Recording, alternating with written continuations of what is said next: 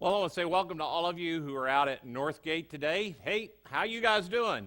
Also out at Madras, we are so thankful that you all are here. Also for all of you watching online. We're in the middle of this series where we're talking these days about how we can gain God's wisdom to make good decisions in our life instead of living in the wisDUMB that we normally do.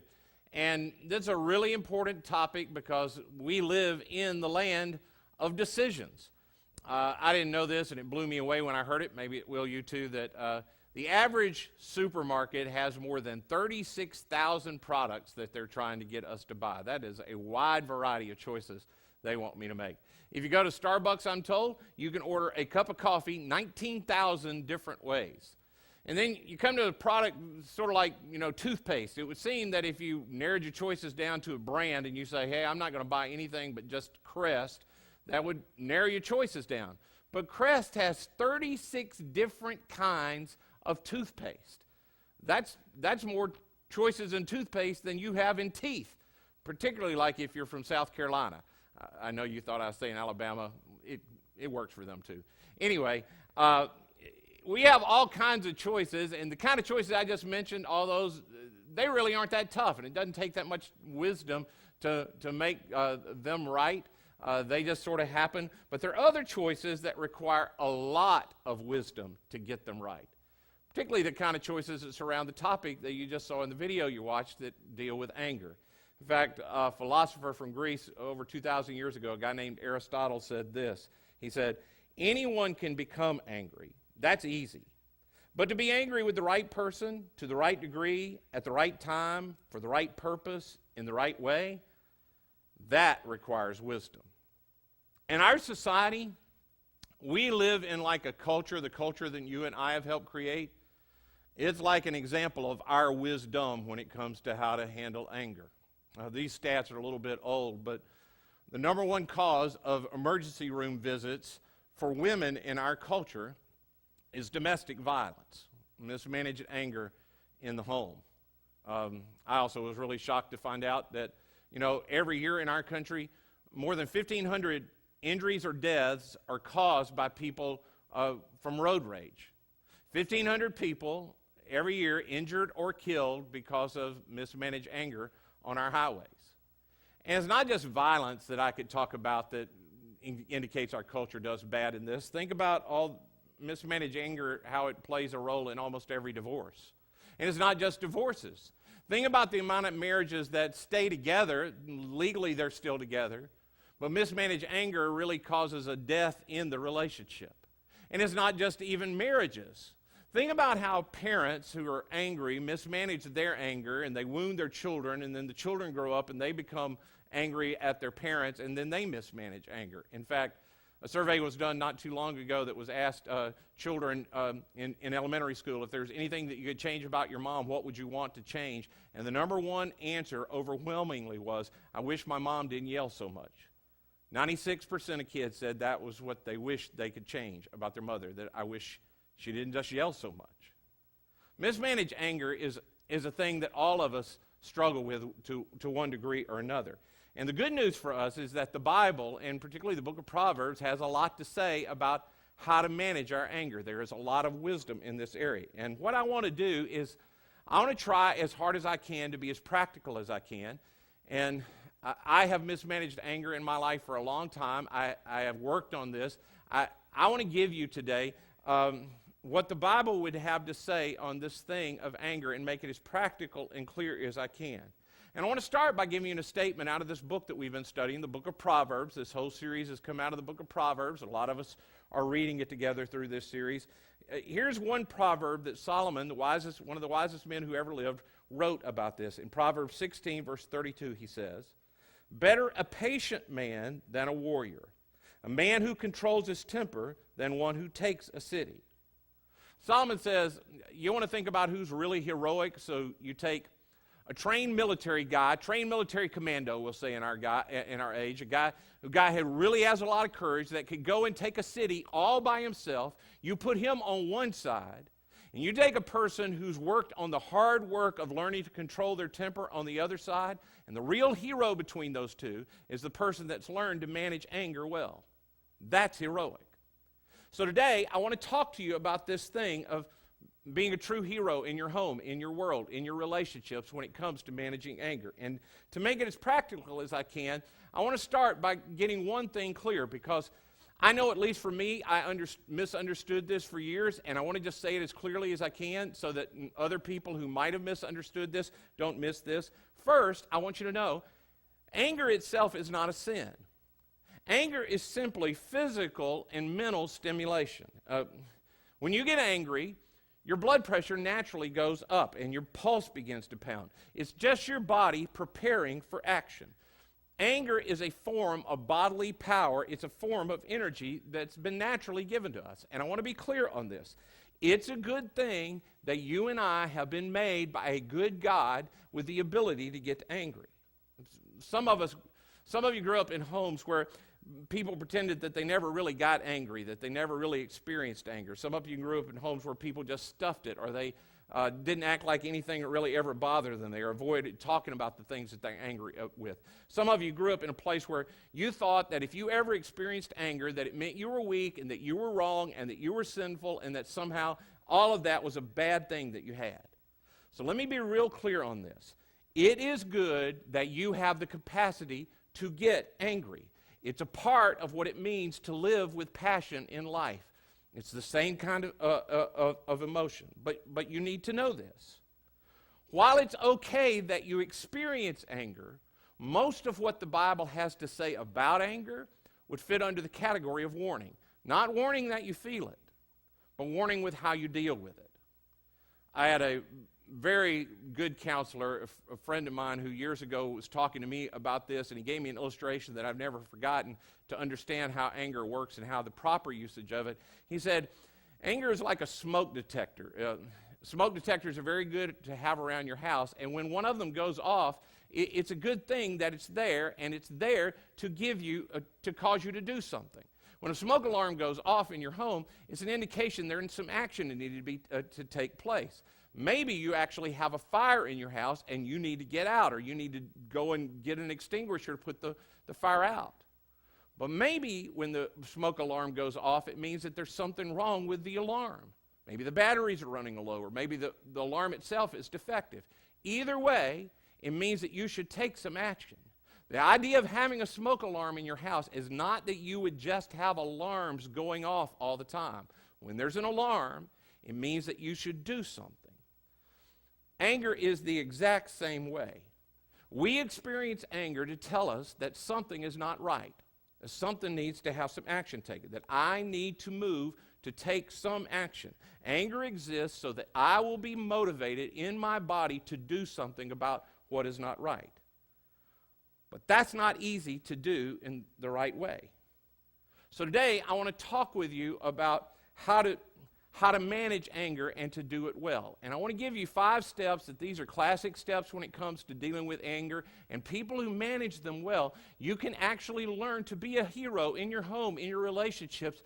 You can be the kind of person that is angry with the right person at the right thing in the right way at the right time to the right degree and manage it in the right way if we can learn to practice these 5 steps. And to make these steps as memorable as possible, I'm going to use just one word to describe them, and then I'll talk about them a little bit. And the first one that I'm going to mention is so simple to understand, but it's really difficult to do. And the reason that it's difficult to do is, again, what I just said. Anger is a form of body and mental stimulation. When you get angry, as you get angrier and angrier, you experience what one psychologist calls cognitive, which has to do with our thinking. You experience cognitive incapacitation. It means the same thing that you may have heard at some point. Have you ever heard the saying that says, I'm so angry I can't think straight? That's literally what that means, cognitive incapacitation. My thinking is incapacitated. I prefer to call it the Jim Carrey effect, that as you get madder and madder, you get dumb and dumber. You literally, when you get mad, you don't think correctly. So the first step is, I need to stop. The first step in managing anger correctly is stop. It's a single word, stop. When your inner gauge gets red hot, then I stop and I delay my response. does not mean that I stop and I don't do anything. We'll get to that. It's that I stop and I refuse to do what I have always done. When I get angry, I need to buy time. When I get all fired up internally, I need to allow myself, my body, my emotions, of time to cool down so that my mind can begin to work right again. I need to refuse to just go on autopilot and do what I've always done. And the Bible, again, is clear about this. Proverbs 14:17 says, people with a hot temper do foolish things. Wiser people remain calm. When your inner gauge reads red hot, you need to stop and refuse to do what you've always done. In fact, you might want to just even remove yourself from the situation until you can cool down. There's a guy named Daniel Goleman that's done a lot of research on this, particularly about emotional intelligence and how to handle these kind of things, and he does it particularly with men. And he's found that men, when they're in situations where they get really, really angry to the point that they can't think straight, that often they want to run from the situation. They want to leave the situation. They want to get away so they can get to the right place. Do you know what most men want to do when they want to leave the situation? They want to go drive cars, and they drive them super aggressively. You ever seen that? Yeah, it makes you think twice about getting on the road and explains some road rage. So maybe when you stop and you need to remove yourself, you just take a long walk by yourself. But the key is to stop and to cool down so your thinking can return and you can be wise. But time won't help you. Let's be really clear. If I stop and I get some time alone, if the thinking I have going on while I'm alone, all it does is feed my anger. I don't know if you've noticed this, so I'll just talk about me. If when I buy myself some time and I stop and I don't do what I normally do, but I go somewhere alone, if all I do is rehearse what made me angry, if I talk about in my head how dumb the other person is and why would they do such a thing and how evil they are, and I rehearse all the things that they've done that have made me angry, instead, all I'm doing in the time that I'm away from them is I'm reinforcing what made me angry. If all I allow in my head in that moment is anger-inducing thoughts, stopping and going somewhere by myself won't help at all. What I might need, on the other hand, is I need another thought to replace it with. One is that when you're thinking hostile thoughts that lead to more anger, one of the things that classically counselors have told people who struggle with anger to do is just say to yourself, stop. And if you're really angry, you may need to say it out loud, really loud, like, stop. Now, that little thing, believe it or not, really does work. It jars your mind a little bit, and if you can talk yourself into just saying it out loud, I'm not going to think these hostile thoughts, just stop. Now, you need some wisdom in it. Like, if you're angry with your boss and your boss is standing there giving you instructions, you yelling, stop, probably isn't going to go over really well, so you need to be wise about that. Another way to stop the anger-inducing kind of thoughts is to have another thought that you automatically try to get in your mind to replace it with.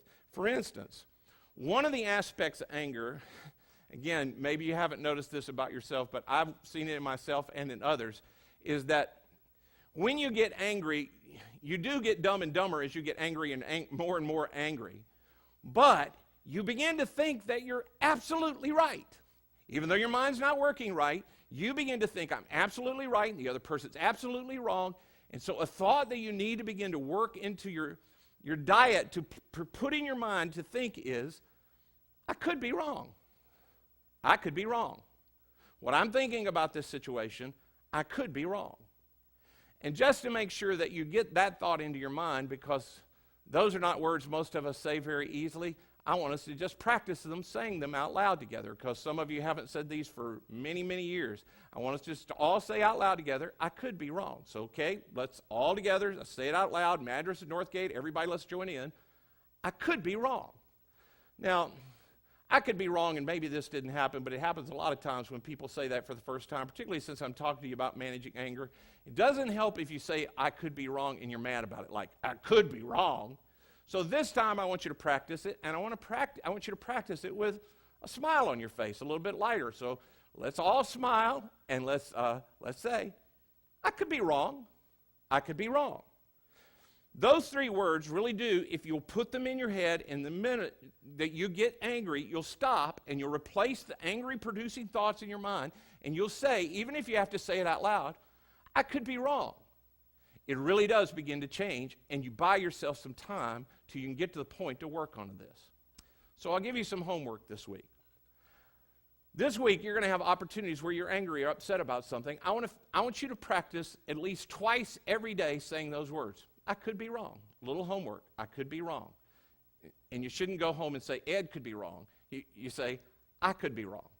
Just a little homework to practice on that. Here's the main principle on this.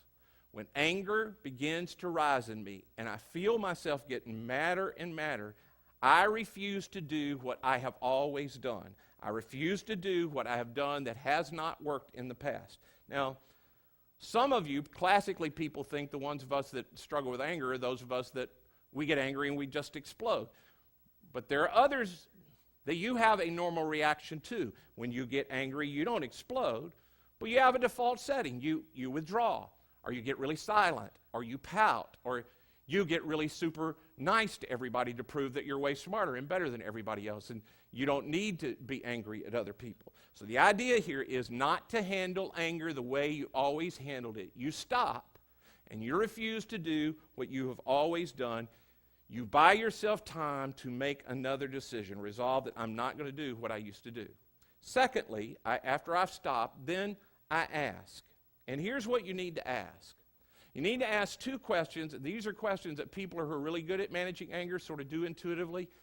And those of us who struggle with anger management, we never think about. First one is, I need to ask, why am I angry? Why am I angry? And here's why this is important. Anger is not a primary emotion. You know how they talk about in colors, there are primary colors, and I think there are only three primary colors. I'm not great at colors, but I think there are three primary colors, and all the other colors are made up out of those. Well, anger in the same way, anger is not one of your primary emotions. Anger normally arises from other emotions, either hurt, frustration, or fear. And really underneath, almost all anger is either hurt, frustration, or fear. And what you need to be asking yourself is, what am I really feeling? Why am I really angry? If I want to deal with it constructively, I have to figure out what's underneath it. I have to step back and figure out what's going on underneath. So to help you get at that, I want us to practice again. Not dealing with a real situation for you, but just situations. I'll give you some scenarios, and I want you to tell me, and you can just say these out loud, which one is being experienced in these situations. Is it hurt? Is it frustration or fear? Here's the first one. You ask somebody out that you're attracted to, and they refuse to go out on you. They say to you, I don't really want to go out. I'm not really attracted to you, though I could be wrong. So they've outright shut you down, and what you feel is anger. But what's underneath the anger? Well, it's frustration. There's rejection underneath that. That's what you're really feeling. Okay? Second scenario. You go into church on Sunday morning and you're running a little late. Now, you aren't running late because, of course, you're always on time, but the person that you're with is habitually late. So you're again late, you're coming to church, and you're coming in at the last minute, you jump in the car, you get everybody ready, you scream into the parking lot, you get out of the car, you rush into the auditorium, you blow past the greeters, you get into the auditorium as quickly as you can to listen to an anger management message. Underneath, you feel angry, but underneath it, what are you really feeling? You're frustrated. That's what you're feeling. One more scenario. This one comes from a guy named Ken Davis. I'll give it to you the way he describes it. You're laying in bed at night, and you're there with your mate, and as you lay in bed, you hear something downstairs. And your mate wakes you up, and under the United States Constitution, someone has to go down and check that out. Which one is supposed to check that out, the male or the female? So your spouse says to you, hey, do you hear that? And you say, hear what? Though you have to say it really loud over the noise that's that you hear downstairs. And they say, I hear a noise downstairs. Why don't you go check that out? And I think to myself, why don't you go check it out? And they say, I don't know what it is, but I know that there is a knife-wielding, bloodthirsty, maniacal guy that's escaped from a prison for the criminally insane, and he's landed in White Oak. Go on down there. Well, okay then. I'll go down there in my Fruit of the Looms. That ought to take care of him. I go down, and I'm angry, But what am I really feeling underneath? It's fear. Now, if you didn't get it in that scenario, I'll give you one that most parents understand. You're somewhere with your children, and all of a sudden you look up, and one of your kids, you can't find them. And you search, and you search, and you search, and finally you see them. And as you get to them, you feel really, really angry. But underneath the anger, what are you really feeling? You're afraid. You're really afraid that something had happened to them. So my first question when I feel anger is, why am I angry? What's really going underneath this? What's really happening there? And then the second question I ask is, what do I want? What is it that I really want? Have you noticed that at a certain point when you're in the middle of something with somebody else that you really forget what the whole discussion becomes about, and really you reach a point in anger that all you care about is winning the argument or hurting the other person so that they'll stop the argument and you feel like you won? And what we forget to ask in the middle of it is, what is it I really want out of this?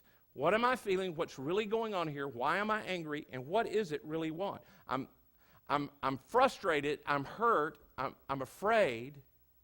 What is it I want out of here? I want to stop this pain that I'm feeling. I want to get past it. I don't want this, but I want to do it in a constructive way for the purpose of maintaining a relationship with these people I really do care about. What do I want? So this week, you're going to have an opportunity again to practice this. It will come, I guarantee you. First of all, you're going to stop.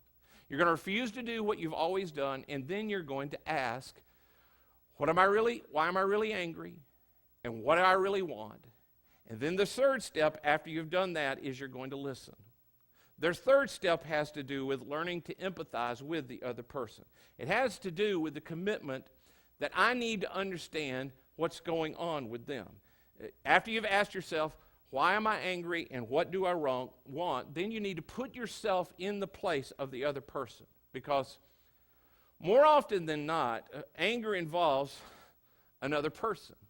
And it means that you tend to justify what you're doing, but it means that I'm going to make an honest attempt, that I'm going to understand why they're doing what they're doing. And again, this idea on anger management comes right out of the Bible. It's in the book of the New Testament written by the brother of Jesus, a man named James, and here's what James says, James 1, chapter 1, 19 and 20.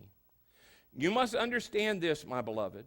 Let everyone be quick to listen, slow to speak, slow to anger, for your anger does not produce God's righteousness. Now, this statement is really important, and it really does show some wisdom on what really happens when it comes to anger. Notice the three things. There's listening, there's speaking, and there's getting angry. Generally, the angrier you get, the more many of us want to say something. You don't think about what you're going to say, or you have thought about it, and you want to just say whatever you want to say, and the less you want to listen. Here's the way the logic works according to the Bible. If you will get quick to listen, then you will be slower to speak, and you will experience less anger. Most of us who struggle with anger, we aren't very good listeners. But if you'll learn to listen, to empathize with the other person, to put yourself in their place, you'll be slower to speak, and you'll be slower to get angry. When you get angry, you start to think to yourself, what do I want to say? How am I going to win this argument? How can I get them over to my side? Don't think about that. Begin to think about what is the other person experiencing. Intentionally and focus on what's going on with the other person. Here's another proverb that we read last week, I think it was, in this series, Proverbs 17:28.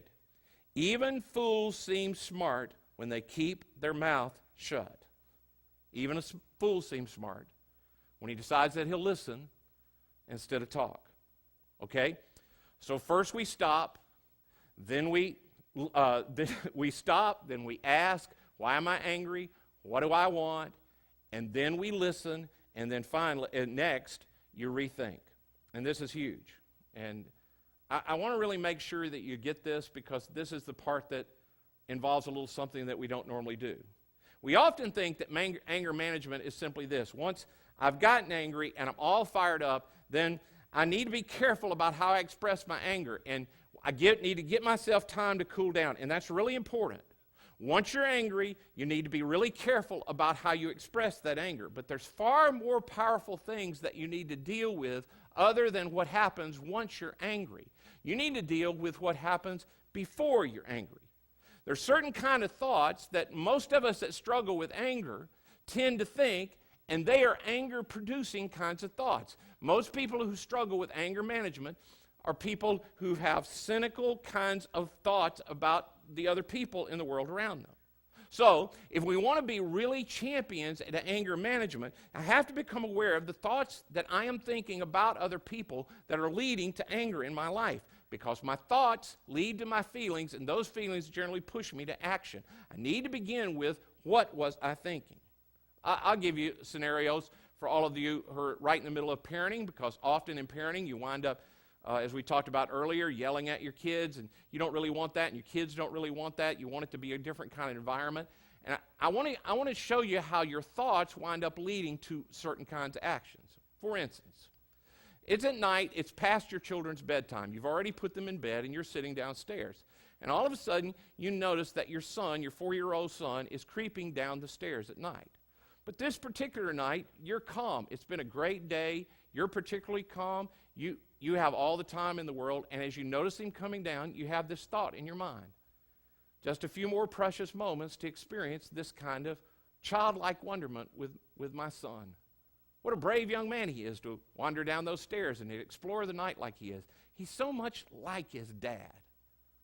Those thoughts tend not to lead to anger. I'll give you the same scenario. Here it is. It's another night. Same scenario, same child, same father. But this day has not been a day where you've been relaxed. This has been at the end of a long day, and you are tired. And the same kid starts down the same stairs, the same 4-year-old makes his way down, and you have these thoughts. Just a few more precious minutes of time alone where no one's bothering me, and this little punk decides that he's going to come down and break curfew. He's just like his mother, flaunting all the ways of doing whatever you want with no thoughts to anybody else. Sure, come on downstairs, son, but you got to ask yourself a question. The question is, do I feel lucky? Those kind of thoughts normally lead to a different kind of action. There's a series of thoughts, and they happen, and one leads to peace and one reaction, but in both scenarios, the people are the same. The circumstances are identical in both cases. It's my thoughts that led me to react one way or the other. Now, I want to be real clear about this. This does not mean that I should never experience feelings of anger. I want to say that again. This is vital for some of you to get. If you're with a person who is abusive to you, if you're with a person that is always berating you, deliberately attacking and wounding you, then you most likely will think thoughts that will lead to anger, and your thoughts are absolutely correct.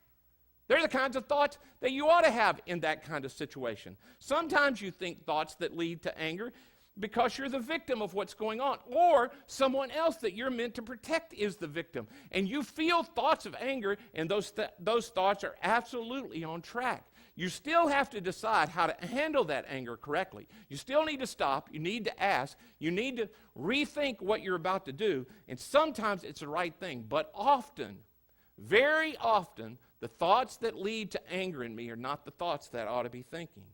There's a guy named Paul who's a follower of Jesus, and he's writing to a church in Philippi, which is a city in ancient Greece. He started a church there, and he's teaching them how to follow the ways of Jesus. He says this to them: "Finally, brothers and sisters, whatever is true, whatever is noble, whatever is right, whatever is pure, whatever is lovely, whatever is admirable, if anything is excellent or praiseworthy, think about such things."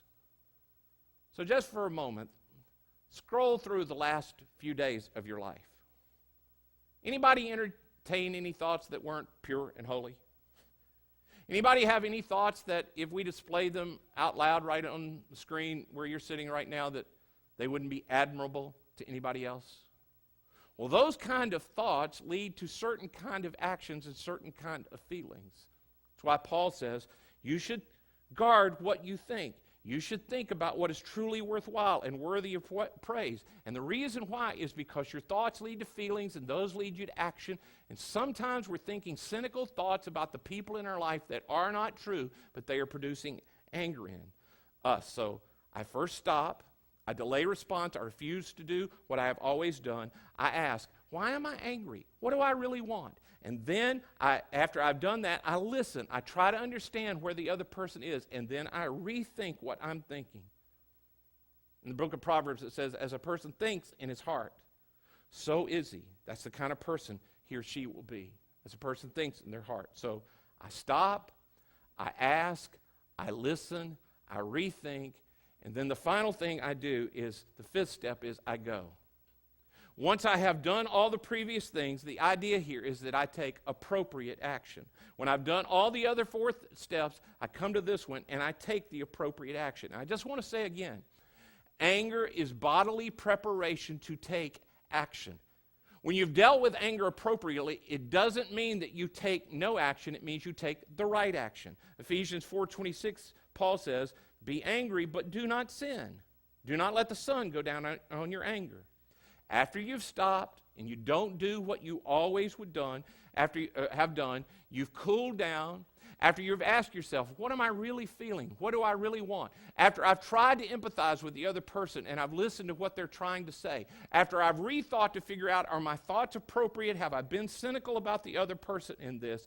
Then I work out what is an appropriate action, what's an appropriate strategy to deal with this thing that has made you angry. Because here's what happens all too often. We get angry. Most people have one or two gears. When I'm really, really angry, I feel like I can do or say anything in that moment because I'm angry. And then when I cool down, I don't want to do anything. I don't want to confront what made me angry. I don't want to deal with the other person because I'm afraid I'll feel all those feelings again. So I just want to bury it. I want to stuff it. I want to ignore it. Let's be clear. Anger is a signal for action. Maybe you need to deal with your own thoughts. Often the thoughts that I have to deal with are, when I get to this step, the appropriate action is me dealing with the wrong thoughts that I was having about the other person, but not always. Sometimes I am called to go take appropriate action toward what was happening that originally produced anger in me. The real point is, after I have done all the other steps, real anger management says I push the go button. I go and I take whatever the appropriate action is. I stop, I ask, I listen, I rethink, and then I go. So let me direct your attention now to this part, which is our action step, where we ask you to take next steps. Can you grab your connection card for a second? Hopefully, earlier in the service, you heard us when we asked you to fill that out. If you didn't, we ask you to fill this out individually every week, every person to fill this out, because on the back of it is next steps, and those are next steps that God's asking us to take individually. Maybe, as you've listened to this today, what you've realized is that you need to get really deeply in your mind these 5 steps of how to handle anger appropriately. I need to stop, I need to ask, I need to listen, I need to rethink, and I need to go. Maybe you just need to commit to that, and there's a place where you can check that that's going to be your next step. You will have opportunities to practice this and to get this deep into your mind. Or maybe you're so knotted up and so much has happened to you, or you've done things that have so knotted up your life when it comes to anger management that you've realized just getting those deeply in your mind aren't going to do it. You need to seek help. When you get to that place that you realize that, you need to push the go button. And we put on there a place today that you could commit. I'm going to get counseling. I'll reach out and I'll figure out how I can get counseling. I'll just say to you, if you want us to help you with that, then down in the prayer request area, just write, I need help. I need help finding a counselor, and we'll reach out to you and try to help you find that this week.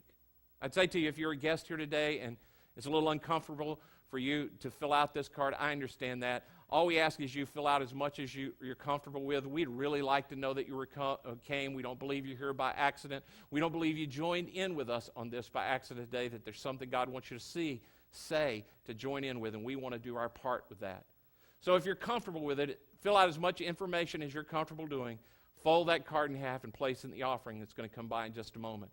And be clear, You don't have to put anything else in the offering. This service was our gift to you, and we have a gift for you out near the information area.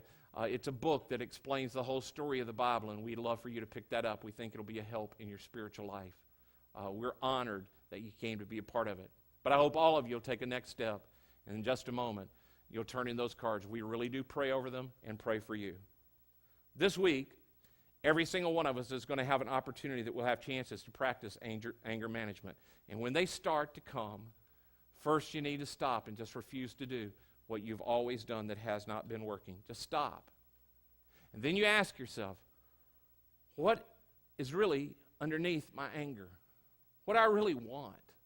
Then you seek to listen, to understand the other person. Then you rethink, what are my thoughts on this? I think about them again. And then when you figured out an appropriate strategy, you push the go button and you go. That's how you manage anger appropriately, with great wisdom from God. And God really will help you on this if you ask. And if you'll bow right now, I'll pray for us all and ask for that wisdom to come to us. Let's bow together. Father in heaven, thank you for this book of Proverbs that gives us wisdom on how to do life. And I pray right now that you would give us great wisdom on how to handle this thing of anger. Thank you for the ability to live with passion. Thank you that we can't just ignore things that are wrong. But I pray that you would help us get this right, because for so long many of us have gotten it wrong. Give us the strength to apply the wisdom you've given to us. Thank you for Jesus, for his love for us. In his name I pray. Amen.